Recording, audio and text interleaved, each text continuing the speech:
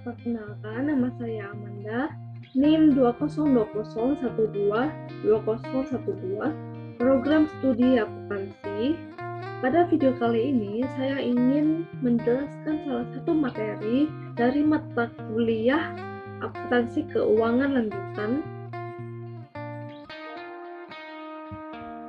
Materinya yaitu kepemilikan tak langsung dan mutual holding.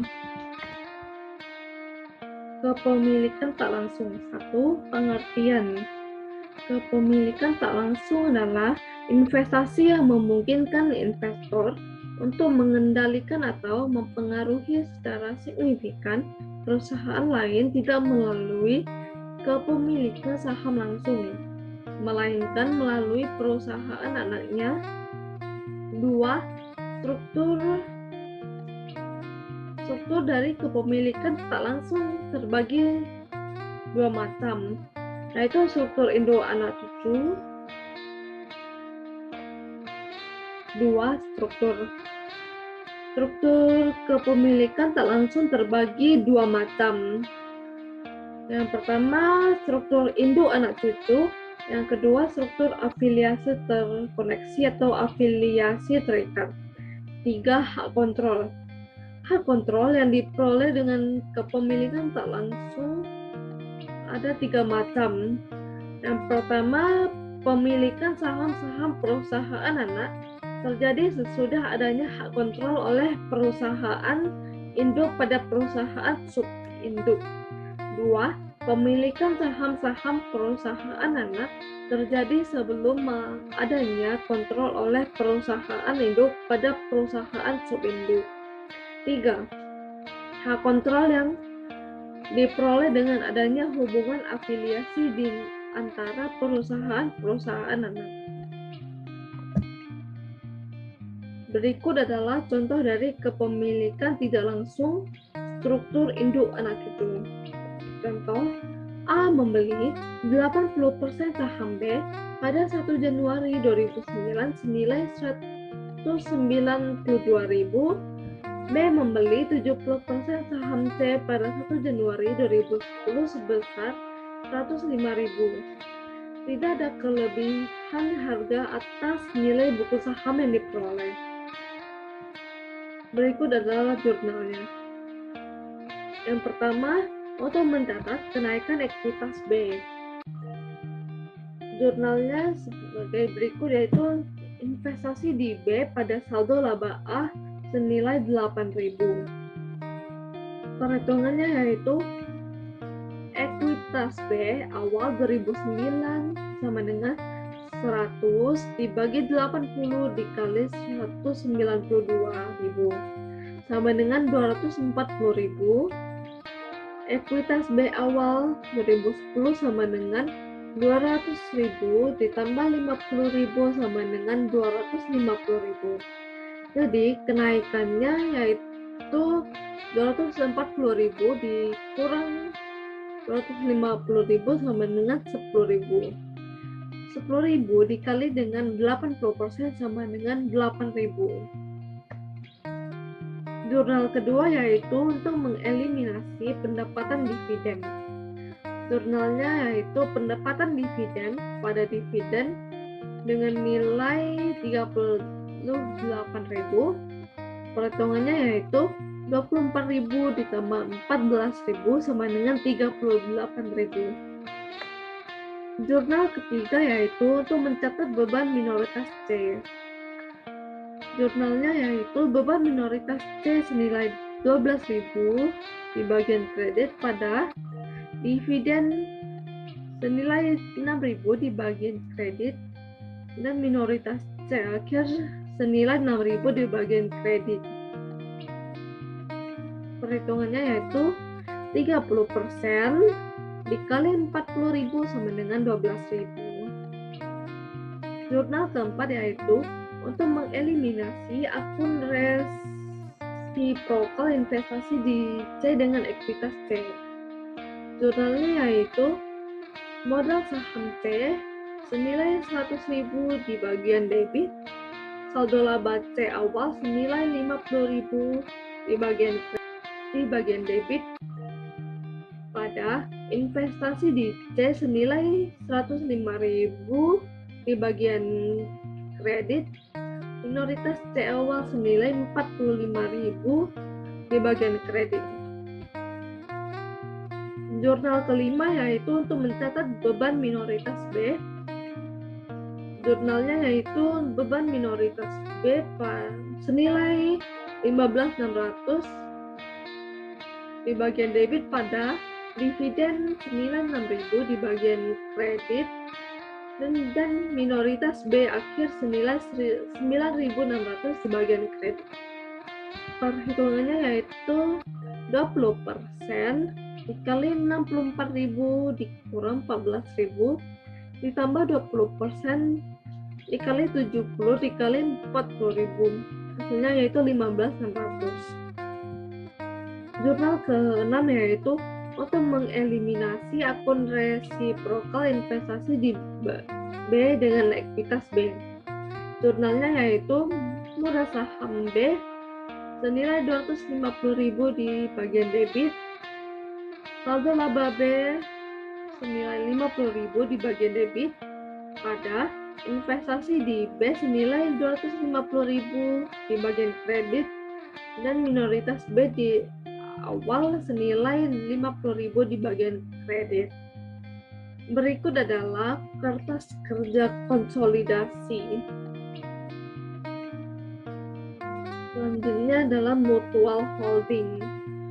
Pengertian mutual holding adalah kepemilikan saham pada suatu perusahaan induk pada perusahaan anaknya dan sebaliknya.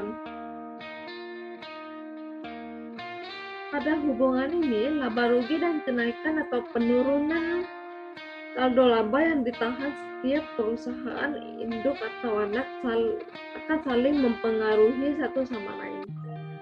Struktur mutual holding ada dua bentuk. Yang pertama, saham induk dimiliki oleh anak perusahaan. Saham perusahaan induk yang dimiliki perusahaan anak tidak boleh diperlakukan sebagai modal saham yang beredar.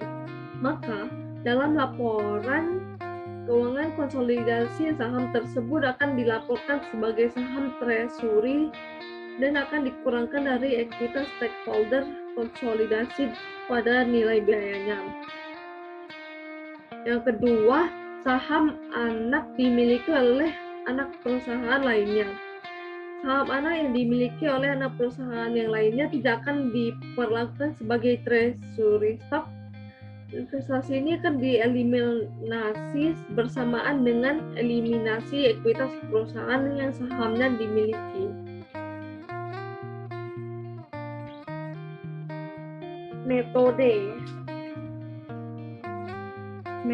Terdapat dua metode akuntansi pada induk perusahaan saham. Terdapat dua metode akuntansi yang induknya perusahaan yang sahamnya dimiliki oleh anak perusahaan, antara lain: 1. Pendekatan saham treasury, yaitu suatu pendekatan yang mempertimbangkan saham induk perusahaan yang dimiliki anak perusahaan dengan tetap menggunakan dasar biaya dan dikurangkan dari ekuitas pemegang saham pada neraca konsolidasi. 2. Pendekatan konvensional, yaitu suatu pendekatan yang mempertimbangkan investasi anak perusahaan pada saham induk perusahaan atas dasar ekuitas dan mengeliminasi akun investasi perusahaan dapat diterima tetapi tidak menghasilkan laporan keuangan konsolidasi yang sama. Hak kontrol yang diperoleh dengan mutual holding yaitu: 1. Pemilikan saham pada perusahaan anak terjadi pada saat perusahaan didirikan. 2. Pemilikan saham perusahaan induk setelah perusahaan berjalan. Selanjutnya, berikut adalah contoh dari mutual holding. PT Papan memiliki 70% saham PT Sandang dan PT Sandang memiliki 10% saham PT Papan. Kedua transaksi investasi tersebut diperoleh pada dengan nilai yang sama dengan nilai buku aset neto. Pada tahun 2019 terdapat data pendapatan terpisah antara PT Papan dan PT Sandang. PT Papan senilai 5.000 dan PT Sandang senilai 3.000. Diminta hitung laba bersih konsolidasi dengan menggunakan metode konvensional.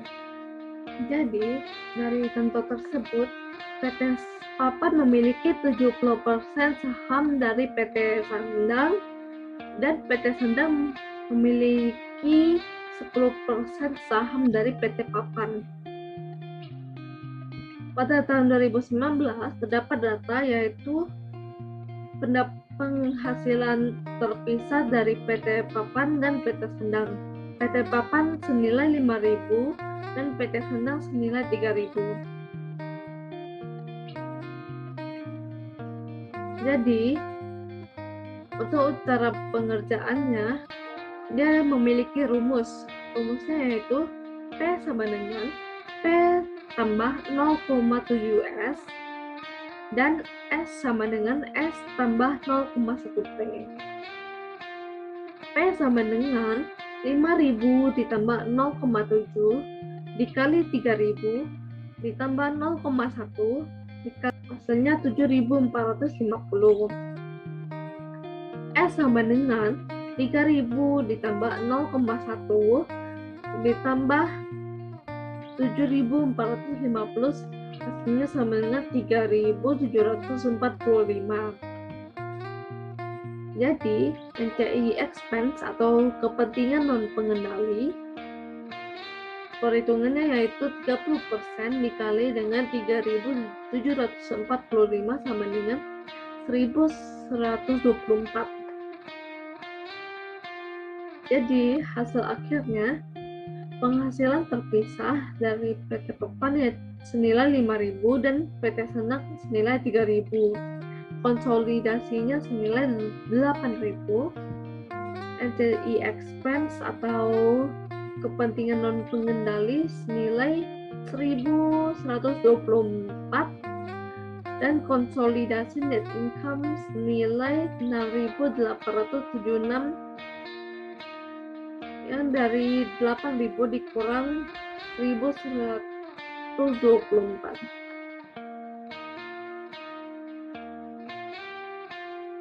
Sekian dari presentasi saya. Terima kasih.